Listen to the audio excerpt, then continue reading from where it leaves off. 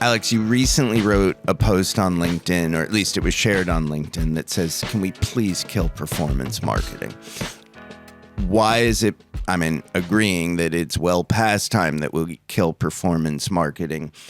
As the CMO of one of the two companies, you and Google, who probably created the nomenclature, if we go back to the beginning of it, I love the perspective that it's time to kill it. Tell us why. I wish we were one of the ones who named it. Like Aren't you? 2004, when I started in the industry and Facebook started, it was already called performance marketing, at least as far as I remember. Well, then maybe the credit goes or discredit goes to our friends at Google. Maybe. Right? All they were doing was saying, it was giving a title. By the way, they deserve credit for it. The rest of us deserve the discredit for what it's come to stand for.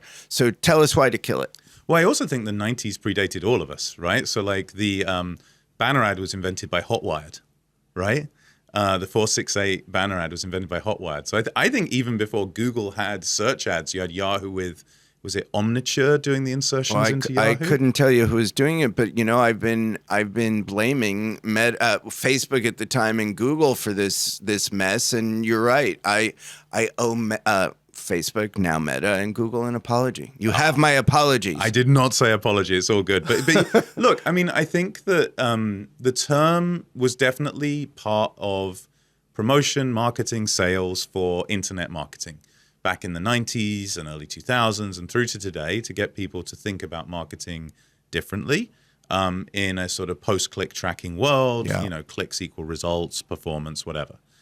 The thing for me is, ever since I started in marketing, I have had so much respect for the FMCG, CPG kind of companies that were the, history of how marketing got to scale, because they actually, if you sell toilet paper, it's too expensive to store it in a warehouse. You have to make the right amount to sell, and you have to have the marketing and sales tied very tightly into the manufacturing, and CPG across everything and FMCG across everything had to be really good at that. And that meant that they knew how a banner, a TV ad, or a billboard performed and drove sales. And so for me to differentiate between sort of TV ads and radio ads and, direct response ads versus brand ads online is not right, because all marketing performs. And so I've really all moved marketing away. Can perform. Sorry. The vast majority of marketing does not perform. Yeah, exactly. But all marketing all types of marketing perform if done right. Why do you think the vast majority of marketing doesn't perform? Because it's really hard.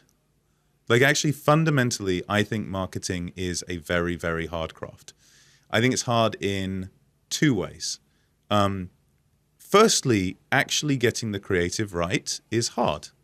And it's hard whether it's a direct response or a brand building, demand generation, awareness creative.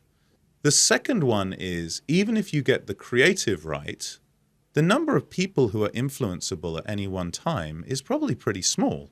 And being able to show the right ad to the right person at the right time is really hard as well. So it's hard to do great creative. It's hard to show the right ad to the right person at the right time. For our audience, when you say ad, are you speaking specifically of advertising or kind of marketing and the experiential and just whatever marketing has become? Because, of course, advertising isn't a proxy for marketing anymore. No, it's totally fair. I was meaning ad, and I was meaning a billboard, a TV ad, a banner ad, a search ad, whatever. That was where my head was at. Right. But you're right. I have a great big experiential team. That's what I'm doing here. And experiential marketing is also part of it. And yeah, you get 5,000 people through the beach or whatever. Maybe only 10% of them are super influenceable to change their behaviors on Meta's ads. Right. That's still worth it. Right. Right. And for those in the audience, we are recording at the Cannes Lion Festival of Creativity, thus the beach. And I have to say, I was over at your beach location the other day for the first time. It's really amazing, and I love the space dedicated to product demonstrations. Yeah, it's a shout out to Julie Hogan and team for doing that. Yeah. My favorite is the one where you talk into a phone. I did that, yeah. And yeah. it reads you back in a different language. Yeah. Yeah, I love that. In your voice, yes. Which is really wild. We're going to get to technology specifically and its future-facing applications in a bit, but I had the great privilege of getting an advance copy of your book. I was honored you would accept one. I read it, as you know, from beginning to end. When's it coming out? Adweek in October. So Okay. Adweek, New York. So October click 6th, here. 7th. Click here by Alex Schultz. Adweek, publishing in October, available for pre-sale now. Thank you for sponsoring our show, Alex. I kid. Amongst the things you said in the book are that you really believe in two things fundamentally: tools evolve, but principles are timeless, and incremental results are everything. Talk about both. Yeah, I mean, the first one comes back to this point. I have always felt that online marketers have a lot to learn from the tradition of marketing that went before us. Yeah. If you go back to Scientific Advertising by Claude C. Hopkins, which is now over 100 years old, sold something like 8 million or 9 million copies. That book talks about split testing in an offline world, and the concepts we talk about in online marketing as performance versus direct response are as old as marketing itself. And so my classic example is you look at direct mail. If you were sending a letter through the mail, or you were sending an email, or you were sending an SMS, or you were sending a push notification, you are engaged in database marketing and direct mail, and it is a direct line. And the people who were brilliant at email were brilliant at SMS and push notifications too. Do you know, I always knew I wanted to be a marketer. Don't ask me why. Me too. The first job I actually wanted was to be in direct mail because I loved back in the day the copy intensive strategies. And in fact, my mother was the executive assistant to the chair of the Direct Mail Marketers Association back in the 80s. Well, and that was one of the things that David Ogilvy shouted out in his book and in his videos, how it was his first love and his secret weapon, right? Wasn't that? Yeah. And actually, I mean, to your point, and by the way, I'm sure our audience found that little bit of Seth history fascinating. But to your point, David's ads, Ogilvy's ads were so copy dense, which is, I'd never realized that, kind of a direct lift of the narrative style of direct mail in its origins. Yep, absolutely. And so that's like, I think that's the easiest example, is direct mail following the line right the way through to push notifications today. There are many others. Targeting, if you bought a gardening magazine to target gardeners, you were targeting. You can do it better on the internet now, but it's the same game. So that's the tools evolving, but the principles being timeless. Right. The second point on incrementality is everything is, okay, so again, just for the tools evolve and the principles are timeless, the Wanamaker quote that everyone in our industry always says, half our advertising is wasted, we just don't know which half, is exactly getting at incrementality. Like, how do I show the ads that have an incremental impact? An incremental impact isn't necessarily just sales, although I think it should be primarily sales. Incremental impact is if you want to move someone's awareness, even before they get further down the funnel to buying something, you can measure whether you incrementally moved awareness with an ad by putting it in some state and not putting it in another state, or showing it to some set of user IDs and not showing it to another. So it isn't that incrementality always has to be right to the bottom of the funnel in every campaign, but you should know if you incrementally moved whichever thing you want to move. Well, I think to the notion of killing, performance marketing, certainly again the nomenclature of it, to your point, I can't make a sale if somebody is unaware of my existence. Therefore, the incrementality of a measured against objective and measured in across the full funnel matters, right? Tons, absolutely tons. And I think you need to understand what the impact of awareness building is for you. So for right now, for say glasses and WhatsApp in the United States, those two things, we have an awareness problem. Like when people are aware of the glasses, sales go up tremendously. And you're talking about the Meta Ray-Ban glasses. The Meta Ray-Ban glasses and soon to be the Oakley glasses. We just did our tease. I saw that. I saw that news. By the time this is out, they'll be live. Yeah. And, we have an awareness problem. We need people to know they exist. And when they know they exist, sales go up because it runs the whole way through the funnel.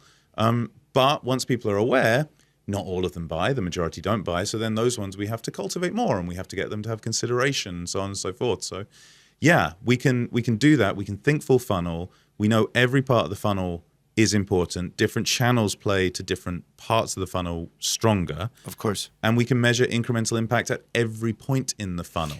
But so I just had this, the question I'm about to ask, I just discussed with, I don't know if you know Thomas Puig, the CEO and founder of Alembic. And they're working on and have developed a pretty fascinating, legit causation model. In today's world where the funnel isn't linear, and the funnel you and I have been talking about kind of harks back to the, the old days when it was linear. How do you, in the mess of the consumer journey, where I might be unaware of something, see an Instagram ad for it, and try and buy it. I say try because I had a failure the other day where Paul Smith tried to buy a T-shirt. I posted about this. I put it in my cart, would never let me check out, which is their fault, not the platform's fault, of course. But I was like, take my money, please. Why are you making it so hard? But how do you separate signal and noise and what actually mattered along that journey from awareness to purchase? Well, I think it's really good. I don't think the funnel was ever real in that it was linear. Like, you'd find out a product exists, you'd forget the product exists, you'd be reminded a product would exist. And so I think you can treat the population as a funnel, but you can't treat any human being as being, a human being is like in a superposition of states through different places in the funnel. It's a great point. Yeah. Yeah, it's really interesting. Yeah. So, I think what you do, I don't like media mix modeling, but it is the right thing to do. So you do the experiments. Will you, for those CEOs and CFOs in our audience who may not be familiar with media mix modeling, will you just break it down a sec? I mean, I can try. The idea is you run different media and you want to understand the impact of those different media. You can't continually run tests that are large enough to understand the impact of those different media without it being A, very expensive, because the tests are expensive to do typically, and B, it really limiting the impact of your campaigns, because some tests require you to have, say, half the country on and half the country off, which means that you would literally halve the impact because you were not showing it to half the country. So what you do is you run tests and experiments to figure out the incremental benefit of each channel that you are using. And is that the incremental benefit in isolation or in combination with the rest of the mix? So a lot of this depends on how well staffed you are, really, and how well set up you are for experimentation. So on our part, yes, we did a really complex one for WhatsApp that I think I actually even posted on LinkedIn, an image of how we'd done it and how we did it. And the South London boy coming out, done it, mate. So we did that, and what we did was we did a multivariate test. So instead of just saying all of marketing on, all of marketing off in this state, or this channel on, this channel off in this DMA, we actually did combinations of channels to see how they interplayed. Because you run a brand ad on us, on YouTube, on television, it will increase brand searches. And you will see more conversions from retargeting ads using Advantage Plus shopping on our side. And so you can't actually look at each channel completely in isolation. That takes a lot of resource and time to be able to do a full multivariate test. Yeah. And you need a big campaign to get statistically significant results. So often it makes sense to just test each channel in isolation. If you can test how they interplay, though, it will be more powerful. You then take those coefficients that you get from understanding the incrementality of each channel through the test, and you make a model that says TV's worth this, radio's worth that, billboard's worth that, digital out of home is worth that, digital online is worth that if it's brand, if it's direct response, and you just put all those weights in, and then you look at the impressions, the clicks, and so on that you get from the campaign, and you calculate the impact that you have had based on the test that you've done in advance. And that's how you apply the model, which is essentially the weights, to the media mix, which is the mix of different channels, to get the impact. Right. Okay. Thank you for that. Yeah. I don't actually love it because it's not a straight experiment, but it is the only way you can scale. And so you have to go back and test that your media mix model is accurate and hasn't degraded. Like, it might be accurate for 6 months, but you change the ad. And so suddenly that one ad is better on a billboard, another ad's better on YouTube, another ad's better on Instagram. Well, you bring up a point again that you spoke about at the very beginning, which is the right creative is hard. Yes. How affected is the media mix modeling by the creative itself, right? Because I think it goes back to killing performance marketing, because the phrase has created this false binary between performance and brand, which suggests brand doesn't perform. Yes. Brands perform with the right creative, the right communications. Absolutely. Performance performs with the right creative, the right communications. Everything performs or doesn't. How do you measure for the incremental impact of good creative? And, which is say, if you A/B test two shitty concepts, one's still going to win. Yes. Or both fail. Like, quite often you can get statistical tie at 0 impact.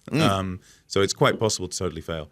So yes, creative can perform differently in different channels. So if you're really lucky, you get a concept that performs equally well platforms across all channels. But the fact of the matter is you don't. Like, I love Chick-fil-A's Eat More Chicken. Honestly, I think that works really well on billboards. Yeah. I'm not sure it scales so well to, say, a radio ad. Yeah. It requires the wit and brevity of out of home, and probably doesn't, to use your word, scale to a medium.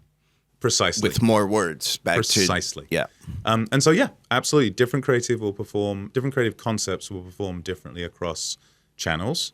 Right now I find the Super Bowl ad we did with Chris Hemsworth, Chris Pratt, and Kris Jenner, that one has scaled really well across channels. Like, they look amazing on a billboard. They're hilarious on TV. It turns into a great short video in vertical format. It works really well for direct response too, because the glasses are super prominent with the buy now button.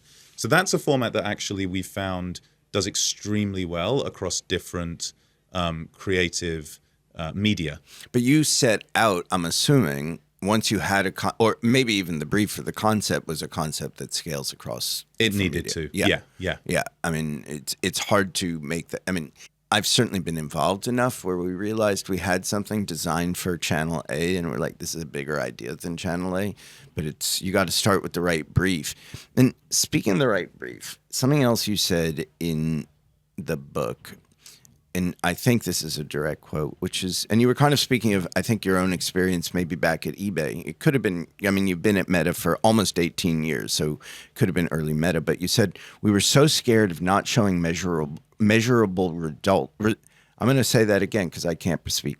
We were so scared of not showing measurable results that we reduced creativity and risk-taking. Mm-hmm. This has certainly been a theme across a lot of these shows.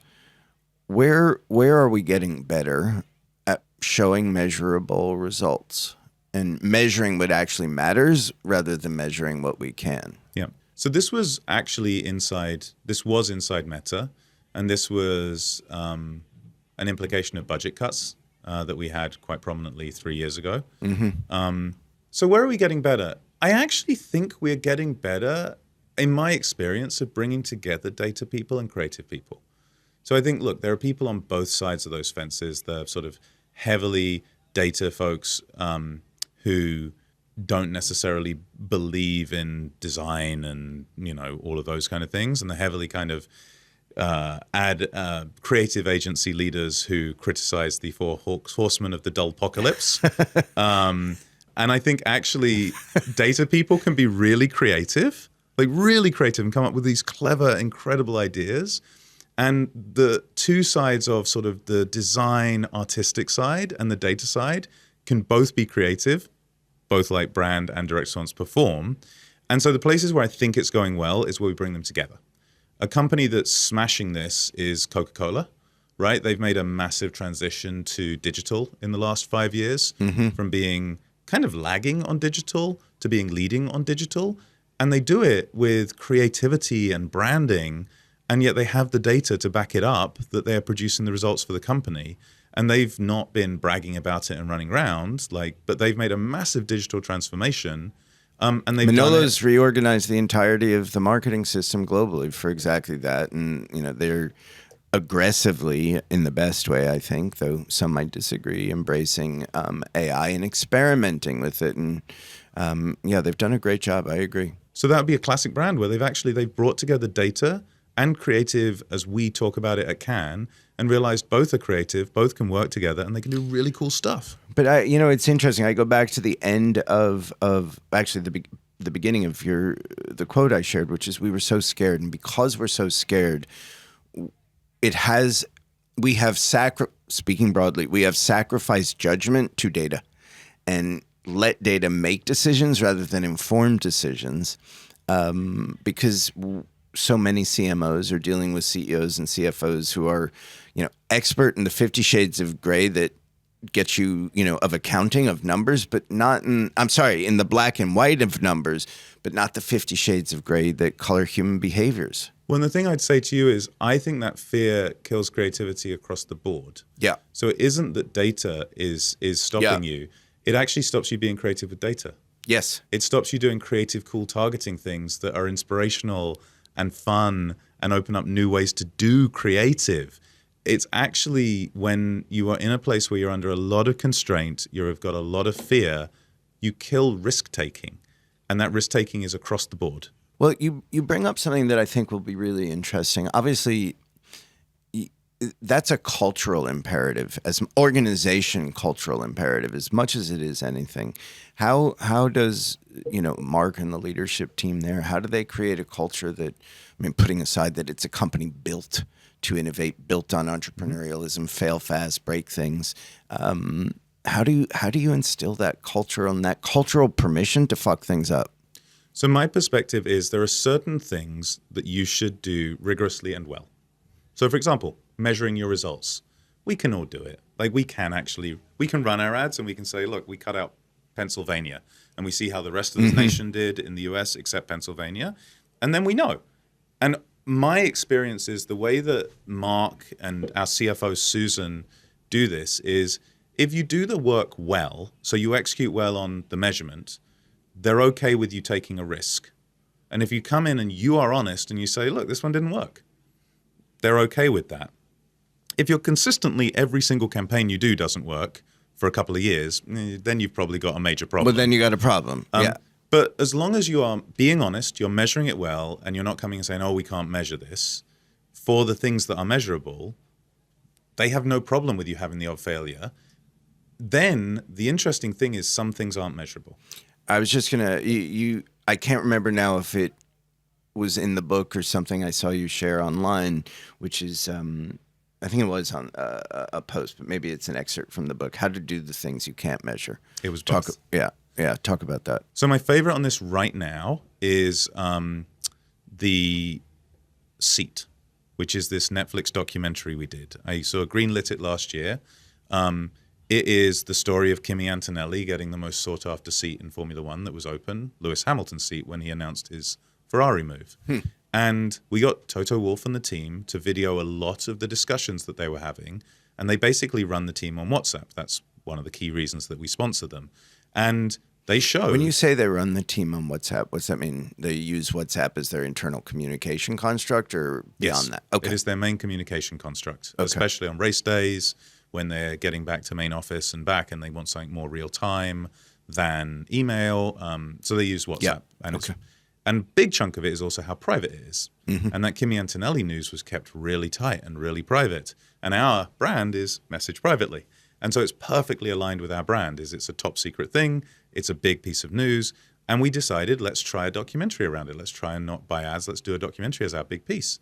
Last year, we actually won an award here for the Afghan women's soccer documentary we did that was talking about how important it was for them to be private with their messaging to get out of Afghanistan when the Taliban took over again. Women's football wasn't So popular. these are mission-critical illustrations. Yeah. And those aren't measurable. Neither of those are measurable. We did videos that was a documentary that reached the top 10 of the videos on Netflix in multiple countries, including the UK and big markets for us. But the reason we could do that is because the other stuff we've done, I described in this conversation, is multivariate testing of the main billboards and online and digital. And we're like, all of that's really good. This one has huge reach and impressions. We can't prove to you what it did, but everything we can do, we measured well. You obviously, as a group, were not dissuaded by the fact that you can't measure it, couldn't measure it, and in fact had an intuitive belief that it had value? What was at the root of that intuitive belief? Because there's some measurement qualitatively, if not quantitatively, that went into the calculus to greenlight the first one, the second one, et cetera.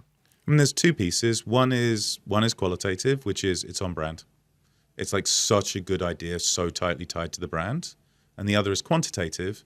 If this goes well, we've seen other things get huge reach and huge distribution. Formula One itself has grown in the US because of a Netflix documentary. And so there was a proof that if you smashed it, it could do really well. And qualitatively, it was aligned.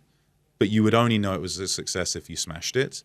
And in this case, I would argue that we did smash it. And so it's easy for us to say, come on, it was a top 10 movie on Netflix. Do you look for, in those moments of qualitative consideration, do you look for proof points actively, which is like the F1 Netflix doc that really catapulted it in the United States? As you were saying that, I was reminded of AT&T's initial sponsorship of American Idol back in the day when nobody was texting, and they used the viewer judging, the voting as one of the first use cases for texting, and it skyrocketed. It was wildly successful for them.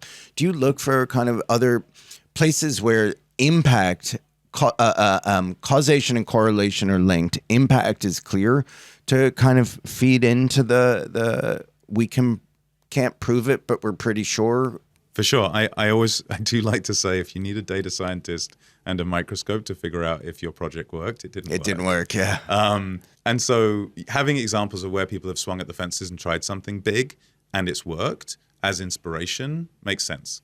Obviously, you can't do something completely novel in that space, but very few things are completely novel. And you can usually say, hey, that was that good thing.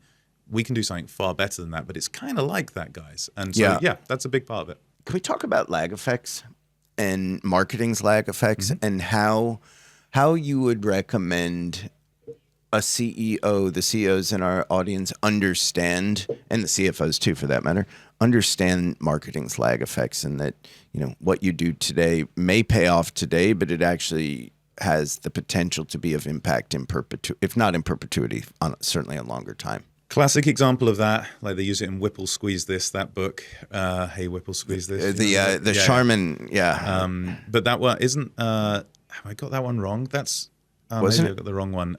The one with Subaru, is that Hey Whipple Squeeze This? No, Mr. Whipple would squeeze the Charmin, the toilet paper. Subaru, I don't know what the Subaru. I can't remember. There was a one about Subaru. I get muddled up with my brand books, obviously, embarrassingly, but. Cars have a long lag time. Right. They're a classic example of this where it's a long lag time. So what do you do? I think there's 2 to 3 things. One, you need to understand your funnel even if you're selling a car. So let's say you're selling a Mercedes and it's a really, really long time lag from when you're sort of young and you don't have any money to when you're on average like 50 and you have more money and you get the Mercedes of your dreams, right? You should be, as a CMO, in my opinion, having metrics that say, are people aware? Do they desire? Like, where are they in the funnel? And are we able to move up the proportion of the population that's in the funnel, even if we aren't moving sales today, and have a logical explanation for the CEO, CFO, and board of that journey that they believe? Because this is logical, and people in the car industry get it. So that's one. 2, most campaigns still have an immediate effect as well. There are people near the bottom of the funnel who get pushed over the hump by a good campaign. So if you're increasing desire for a teenager who's thinking about their Mercedes, 40 years from now as an aspirational purchase, the 47-year-old who's on the border of getting their Mercedes sees that ad, and they'll probably get nudged over. So you will see an immediate effect. So you should expect that too. And then 3, all car companies have a mix of the big brand ad and the dealership supporting small ads that are direct response and saying, get into the dealership. You should be able to prove to your board that on top of those first 2 points, that should be logical, long-term, measured. Short-term, there should be some impact from your long-term brand building stuff. And then finally, actually, I know how to get people into the dealership on the President's Day sale, and I have a bunch of good materials that do that. And so it's that blend of dealer-focused lead generation into the dealership on the President's Day sale, along with long lead time building the brand, but I have it measured and I can explain to you the logic. You can now debate me on the logic, but you understand where we're coming from. And I think that is the combination of how you do that with the board, CFO, CEO. Having been at Meta as long as you have, Mark obviously, I mean, he hadn't run a meeting, let alone a company when he created it in the dorm room. He obviously does not come from marketing because he's had one job his whole life.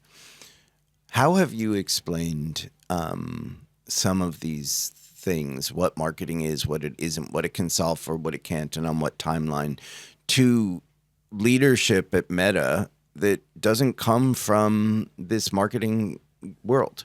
Well, a couple of thoughts. One, I think all these founder CEOs are actually quite good at marketing natively. I think like we shouldn't dismiss the fact that he's built a thing that's used by billions of people. I don't. And by the way, you bring up an important point, which is that product is where marketing starts. Absolutely. The 4 Ps, Yeah. again, a long-term principle. Tools have changed, but the 4 Ps are still there. Okay, so here's a question just to interrupt for a second, which is, would you rather have a parody product and a great brand, or a parody brand and a great product? Parity brand, great product.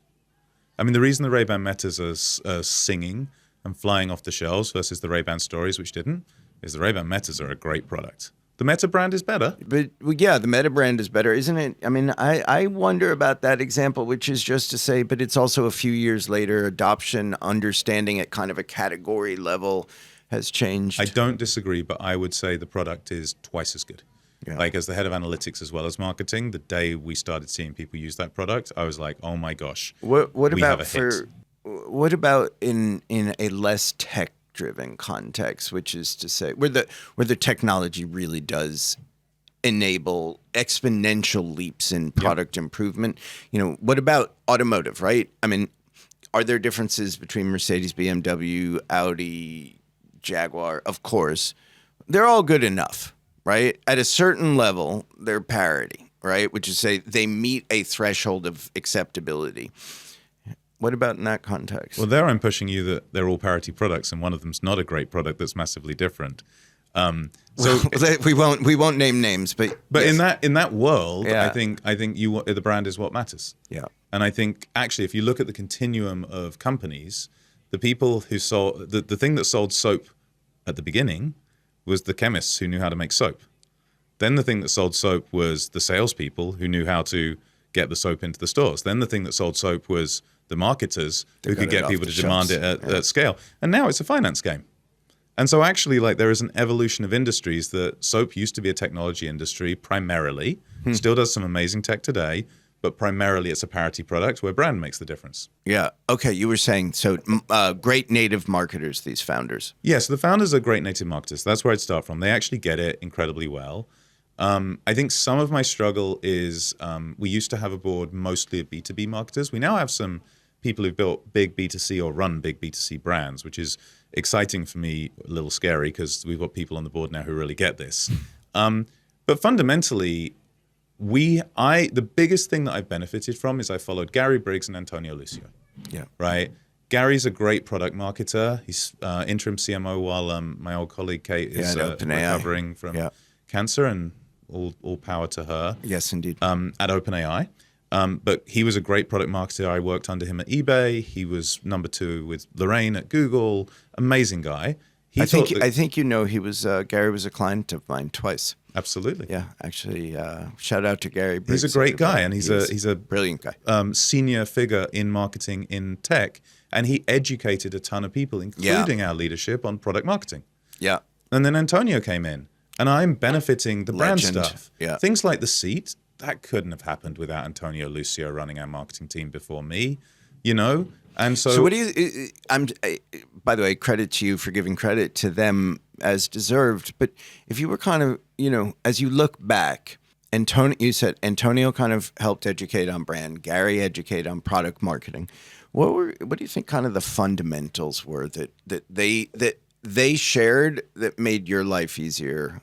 So I think Gary shared how to launch a product. Well, you look at the very early days, you look at our old blogs about we hear you, we're listening. Like if you look at some of the old blogs, you can tell we didn't actually like launch products well.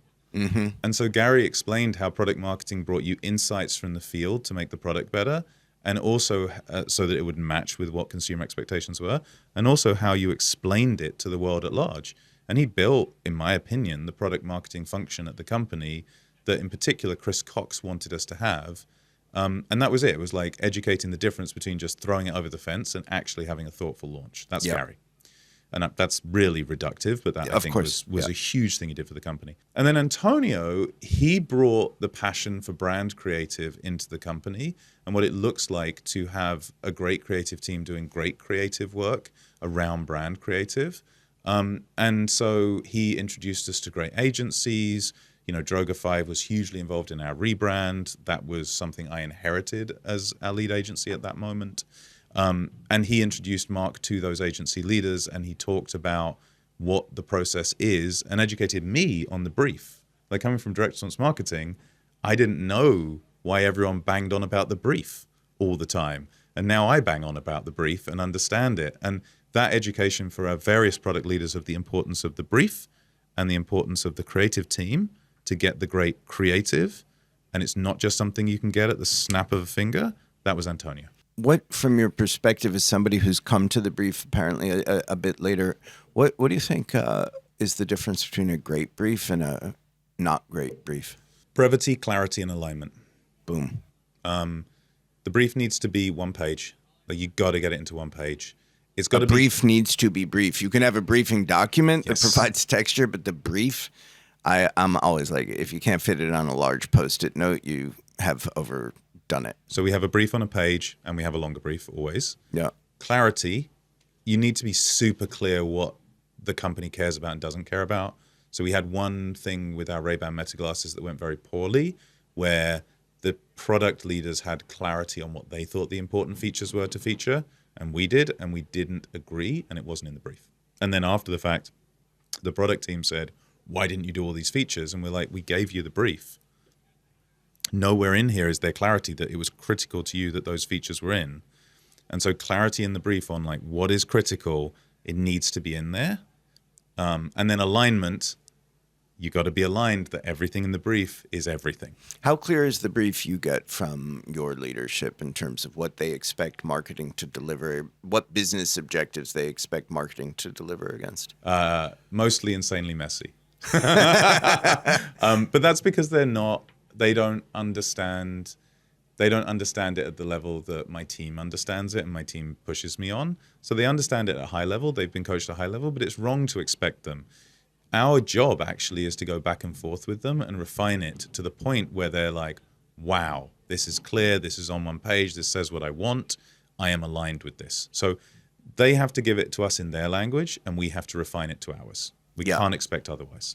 Yeah, and then communicate back in Absolutely. theirs. So as we get towards the end of this, before kind of a series of quick question and answer that we always do, I want to ask you, I'd be remiss if I didn't ask you about what from your very privileged seat you think the future of not just AI in marketing is, but marketing with and maybe even around AI looks like. What happens to, the emotional when bots are not emotional or bots marketing to bots and they just want functional benefit? I love that last point. That's actually a very good last point. Look, I think AI is an incredible tool, and similar to every 10 years, I think marketing is going to change completely. Like you think about marketing 20 years ago, internet was barely a thing, mobile was not a thing.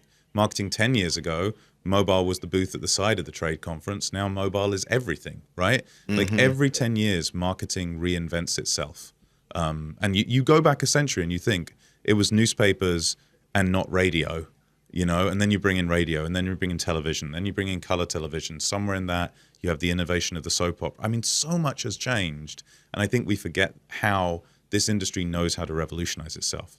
So what the first thing is, I think AI is a revolution, and it will be a revolution for this industry. The second point I'd say is I think we always over-catastrophize. So all the articles at the moment saying, we think AI is going to destroy agencies. Like, no, Agencies are going to be absolutely necessary to get enterprises to migrate and use AI. And when you say agencies, because of course there are many types, you're talking about creative agencies or Creative media? agencies, media agencies. I think the entire media agency landscape. agencies are kind of screwed because I think you're going to see more for a couple of reasons. I think you're going to see more in-housing of planning and buying, especially for companies that are smaller, the SBEs. Obviously, they provide a scale and expertise and leverage at a buying level for the biggest companies. But I think that the biggest issue is that the holdcos, speaking broadly, have so decommoditized creative, right? Creative agencies have been like GIF with purchase for the media win. And the margin's going to come out of media because of technology, media buying and planning. Interesting. So I actually feel slightly differently. Yeah. I think data will be a differentiator. And what we're seeing more and more as the AI gets better is what really matters is the data that you have and how you use it. So if you use average data... That's always been the case. Absolutely. Yeah. But if you use average data, you get average results. Mm-hmm. If you use expert data, you get expert results and even above expert results. At least what I'm seeing is the holdcos are not stupid. No. They understand what's happening and they are moving to understand what they can differentiate. And a ton of that is around data. Well, my understanding is, it's superficial understanding that was kind of the premise of the Omnicom IPG merger. Yeah, I think it's the premise. That's the premise of what Publicis is saying that they're doing with their data platform. Yeah. It's the algorithmic era for Dentsu. But will they have as much of a for lack of a better word, stranglehold on data, or in this era where everybody is, certainly the biggest companies are preparing for this AI future, they're going to have access to a lot of data. Plus, their corpus is going to be the corpus that's actually the differentiated one, the proprietary data. But the enterprise is the same deal. Like, you can do some stuff in-house, but are you really going to build the in-house expertise that a company will have that looks across 10, 20, 30 different players or 100 or 1,000 different players and knows how to do this and rinse and repeat? And also, is it the best thing to do not invented here? Yep. Should you build or buy? There's real value in outsource. As an enterprise, you're going to outsource. I outsource a bunch of stuff for myself. Yeah. And I have an amazing technology team. So, yes, you would have a good one, I'd imagine. I actually, and I did insourcing at eBay, whereas at Messer I decided to outsource a ton of the work because I don't think we need to build it. And there are people, like, I gain so much from working with my agency partners because they see things from other companies that I haven't thought of, and I don't invent all the best things. And I have a great team. The ability to extrapolate and apply from experience across categories has always been, I thought, the greatest benefit of my having been on the agency side as I went back and forth agency client, because you find that there's great commonality between a deodorant and a computer at some point in the funnel. 100%. And so I actually think they're going to play that role in AI. What they do will be revolutionized, but every single one of them is saying they're going to revolutionize because they see it coming. And so, yes, it's going to be different. It's going to be way different, but I still think there's a massive role for agencies. I think at the data layer, that's where I think the role will be, and at the learning and best practice layer. So I think the future will look surprisingly similar to the past in a lot of ways, unless we get to the point where the bots become super intelligent, and that I can't predict what that will look like. But short of that, AI is another tool. It is a tool that people will need help to learn how to use. Some people will be brilliant at doing it in-house, just like some people have incredible in-house creative teams. Some people will rely on agencies, just like they do today. And I think like the industry will evolve with it, because this is the industry, in my opinion, that evolves the fastest to change. Mm-hmm. The only constant in marketing over the last century has been new channels, new tools, and change with constant principles that underlie them. And I know I'm sounding like a shill here, but that's one of the key things I want to get through in my book. And it is the closing chapter of my book is about AI and remembering that these principles are timeless, but the tools change. Well, I gave you a shout out for the book in the beginning, and I'll say it again. Kind. And I think the audience knows that I do not shill. I found it an incredibly useful resource and reference guide, and I meant what I said to you when I said I'll have a hard copy. I expect it to be autographed, by the way, by my desk. It's just that good. It's just that useful. But I want to go back to the last part of my initial the last question I asked, which is, in a world where, SEO becomes what my friend Joe Marchese calls, because he likes the lyric of it, the AI SEO, where bots are doing more and more work for us, they're not sentient yet. They're not emotional. They're trained to be functional. What happens to branding in that context? I mean, what I read is, okay, you have to actually, I asked ChatGPT this. I was like, how do you translate emotional benefit to functional ones?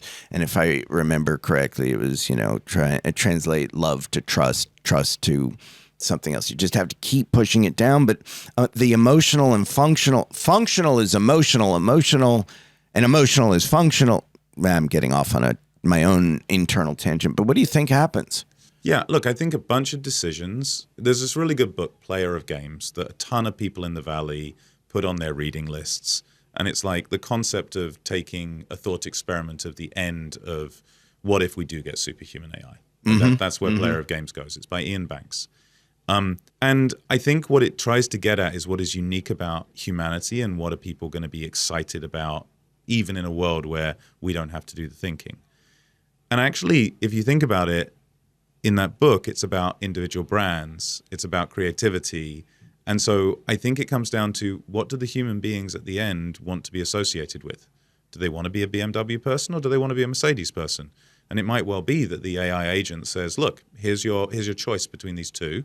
I've researched them. This one costs slightly more. This one costs slightly less. This one has slightly better tech in the driver's seat. This one has a slightly nicer leather. You have to decide functionally what you care about and emotionally which brand you want to buy. But I'm going to tell you these are the two best functionally. Right. But if we then take that same logic, I mean, luxury is luxury. And I think luxury will be if not impervious, certainly protected and isolated from it, because there is little functional efficacy to luxury, which is to say you can buy the same sweater or a sweater for $4,000 less. Take it to toilet paper, which we've talked about a couple of times. If my data on this is a little old, but something in the recent past was like 84% of product searches, CPG, FMCG, on Amazon were by category, not brand. Well, if you go and actually sort of talk, in my opinion, to the FMCG people, the FMCG people in particular, like, we're at a place where they are fighting on functionality a lot, where they're in a place where people are not that brand loyal now compared to 60 years ago. And honestly, I think a ton of that is because a bunch of products are now very, very, very similar. Yes, good enough. And they're good enough. And so actually, it's independent of the bots. Like, brand loyalty in commoditized products has dropped, and people are more willing to switch. You're absolutely right. I didn't even think about what my own data point or Amazon's proved, which is we're already at that place, right? And you're absolutely right. All right, we are almost at time, so I want to give you a quick series of fill in the blank questions and answers. You ready for it? Ready. All right. Marketing is fun. How would you explain marketing to the CEO that doesn't understand it? ROI. A brand is ephemeral. Sources of strategic advantage are data. The hardest part of being a CMO is everyone else thinks they can do the job. The hardest part of being a CEO? Everyone else thinks they can do the job. The biggest tensions between a CMO and their C-suite colleagues are events like Cannes. On a day-to-day basis are proving results. Yeah, but by the way, your note about Cannes is kind of interesting to me because I am a huge Cannes fan. Mm-hmm. I think it is what you make of it. And I said this to Simon Cook, who's the CEO of the Lions. I was like, everything everybody says about Cannes is true.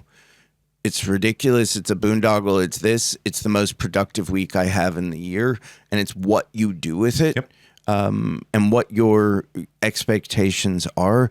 But it is interesting that an industry rooted in image and perception doesn't know how to typically manage same internally. What blows my mind and actually surprised a lot of people is when we had our large budget cuts in 2021-22, I came in and I fought for Cannes. Yeah. I fought for Cannes against a bunch of colleagues who were like, oh, isn't it a boondoggle? You're all drinking rosé, whatever. And I fought and I said, it is the most efficient week of our sales team. Most efficient. Year.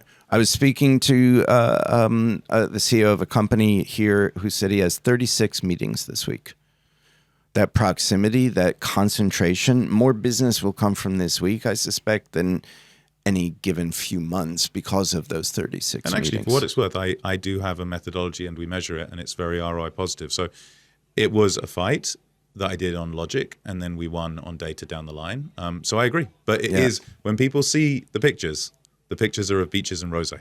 Yes. I mean, it is a pretty place to have 36 meetings. Yes. All right. Last question for you, sir. Brands and businesses grow when? They invest. Alex Schultz, thank you so much for being here. I really enjoyed it. You know, one of the things I love about your brain is that you have this balance of qual and quant and depth of expertise in both that one doesn't find a lot. I'm purely qualitative and can't even balance my checkbook, as my wife knows. Thank you very much. And thank you to our audience, whether you're listening or watching. We appreciate you being a part of the Forbes CEO's Guide to Marketing. I'm Seth Matlins. Hit the subscribe button, give us your rating, and please, if you have a review, at least a good one, we'd welcome your sharing it because it helps others find the show. Thanks, and we'll see you later.